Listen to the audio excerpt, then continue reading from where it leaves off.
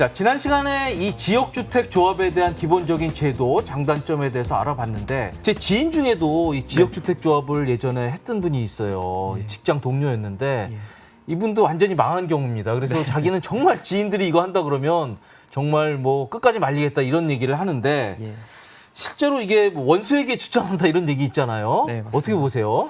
네, 실제로 위험성이 굉장히 많은 지역주택 조합입니다. 네. 특히나 저는 최근에 조금 더더욱 지역주택 조합 위험성이 부각되고 있는데요. 최근에 부동산 하락장이 좀 지속되고 있지 않습니까? 하락장이 지속되면 지속될수록 사실은 지역주택 조합을 통해서 내 집 마련을 하려고 뭉쳤던 분들도 서로 이제 분쟁이 생길 수가 있습니다. 왜냐하면 이렇게 개발 사업을 진행한다 할지라도 생각했던 것보다 이제 부동산 수익이 크지 않을 수가 있겠죠. 왜냐면 분양가가 높게 책정이 안 될 수 있으니까. 그리고 특히나 요즘에 뭐 인플레이션이 뭐 하면서 건축비까지 상승해 버렸거든요. 건축비도 오르고 그다음에 지역주택 조합은 토지까지 마련을 하고서 시작하는 거기 때문에 그렇죠. 땅을 매입할 때 또 들어가는 게 대출입니다. 네네. 대출 이자 부담도 요즘에 금리가 높아졌기 때문에 여러 가지가 부담되는 상황에서 결국에는 조합원의 부담금이 올라갑니다. 추가 부담금이 올라가고 사업이 지연되고 이러면은 서로 내부 갈등이 발생하고요. 네. 그렇게 되니까 오히려 지역주택 조합에서 이거는 좀 안 되겠다. 네. 탈퇴하려고 하시는 분들도 생기고 하지만 탈퇴가 어려우니까 이거 어떻게 해야 되느냐. 완전 손해만 보는 거 아니냐. 이런 좀 의문을 가지신 분들이 굉장히 많습니다. 네네. 지금까지 뭐 이 지역주택 조합이 실패하는 이유에 대해서 잘 정리를 해주셨는데 결국 제가 보기에 제일 중요한 건 땅 사는 게에서 난관이 부딪히 이런 경우죠. 네, 땅을 매입을 해야 되는데 네네. 땅이 이제 95%가 필요합니다. 네. 땅의 소유권을 95%를 확보를 해야지 사업계획 승인이 나고 지역주택조합 사업의 어떤 위험성이 제로가 된다는 건데 90% 확보도 어려운데 95%까지가 정말 쉽지 않은 쉽지 거죠. 않죠. 그리고 소문이 네. 나면 당연히 값을 올리고 뭐 이럴 거 아니에요. 그렇죠. 그럴 네. 수도 있고요. 네. 또 간혹가다 발생하는 거지만 뭐 알박기라든지 이렇게 또 악용하는 사례들 그렇죠. 때문에 터무니없는 값을 부르면 안 되는 거니까. 네, 그렇게 되면은 또 쉽지 않습니다. 네. 그래서 실제로 보면 신문에 보면 광고 많이 나오더라고요. 네네. 굉장히 좀 아름답게 장밋빛으로 포장을 했는데 네. 허위 과장 광고도 많은 거죠. 그렇죠. 지역주택조합에서 많은 분들이 또 빠지게 되는 이유가 네. 허위 과장 광고가 굉장히 많아요. 그리고 사실은 이거는 피해자분들이 속을 수도 있지만 또 본인들이 조금 더 경각심을 갖고 좀 보셔야 되거든요. 네. 예를 들면은 토지 소유권 확보 95%가 안 되면은 아무것도 확정이 안 된 겁니다. 아직까지는 위험성이 있는 상태에서 여러 가지 절차가 확정된 것처럼 광고를 하는 사례가 굉장히 많고요. 네. 예를 들면은 또 이런 분양 단지 세대수를 확정된 거라고 말하는 것뿐만 아니라 더 중요한 건 이제 얼마나 드느냐. 조합원에 가입하시면은 얼마를 내야 된다. 이런 거를 마치 확정된 것처럼 보통 광고를 이제 서울의 아파트를 5억에 살 수 있습니다. 이렇게 광고를 합니다. 그렇죠. 5억이면 너무 싸니까요. 그렇죠. 하지만 5억에 샀는데 나중에 보니까 추가 분담금은 5억이 더 들어갈 수도 있습니다. 가능하죠. 예, 이거는 아무도 모르는 거기 때문에 네. 사업이 지연되면 지연될수록 계속해서 더 증가할 수밖에 없는 네, 부분입니다. 네. 네. 그러면은 좀 좋은 사업장을 좀 고를 수 있는 그런 방법도 있을까요?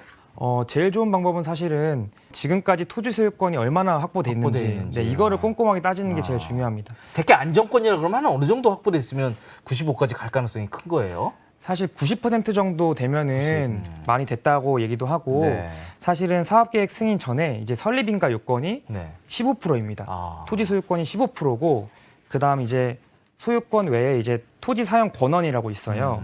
이건 토지 사용 승낙서라고 해서 실제로 소유권 아닙니다. 그렇죠. 이게 이제 80%가 되면은 이제 설립 인가가 떨어지는데요. 네. 요 단계에서 사람들이 많이 착각을 합니다. 마치 토지 사용 승낙이 80% 확보되어 있으니까 뭔가 될 것 같잖아요. 하지만 여전히 토지 소유권은 15%밖에 안 돼 있는 거고 95%까지 사실 갈 길이 먼 상태이죠. 그래서 사업계획 승인이 낮다든지 그러면 이제 100%니까 가장 안전한 상태이고 근데 값이 이미 많이 올랐을 거고. 그렇죠. 네. 거기는 이미 뭐 사실 투자하기 굉장히 어려운 단계고 그렇죠. 최소한 뭐 80% 정도는 확보가 되면은 그래도 조금은 이제 안전할 수 있지 않을까 생각할 수 있습니다. 네. 아무래도 뭐 본인의 수익이 좀 줄더라도 조금 더 안전할 때 들어가는 게 어떨까 그런 생각이 드네요. 지금 설명을 들으면서. 네. 자, 그런데 뭐 그렇게 안전하지 않게 좀 더 공격적으로 들어갔다. 근데 아니라는 걸 뒤늦게 알았다. 자, 이거 좀 빠져나올 수는 없습니까? 결론부터 말씀드리면은 우선은 굉장히 어렵습니다. 네, 원래는 이제 임의 탈퇴라고 해서 특별한 사유가 없이 탈퇴를 그냥 한다. 이거는 예를 들면 본인이 투자를 했다가 투자가 수익이 안 날 것 같아서 빠지는 것과 마찬가지잖아요. 네. 그래서 사실은 원래 어려운데 그래도 이제 꼭 알아두셔야 하는 탈퇴 요건들이 있습니다. 첫 번째로 말씀드리자면은 우선은 투자를 한 지 얼마 안 됐을 때. 네. 이 주택법상 한 달 내에는 언제든지 임의 탈퇴가 가능하거든요. 한 달 내요? 30일이요? 예, 네, 30일 네. 내에는 이제 청약 철회라고 해서요. 본인이 이제 주택 가입비를 납입한 날 등을 기준으로 했을 때 30일 내라면은 법상으로 이제 탈퇴가 가능하시고요. 네. 근데 보통은 이제 한 달은 넘었겠죠. 그렇죠. 한 달은 넘었겠으니까 그 다음이 좀 문제인데 최근에는 사실 지역주택조합의 위험성을 많이들 알고 계세요. 그래서 이제 안심보장 증서라는 게 좀 있습니다. 네. 계약하실 때 이제 조합 측에서 안심보장 증서를 이제 보여줍니다. 그래서 만약에 지역주택조합을 투자하신 다음에 이런 게 예를 들면은 뭐 사업계획 승인 등등의 어떤 인가가 안 난다면은 돈을 다 돌려주겠다. 이런 보장 약정이에요. 최고죠. 근데 그거 약속 못 지킬 것 같은데? 그렇죠.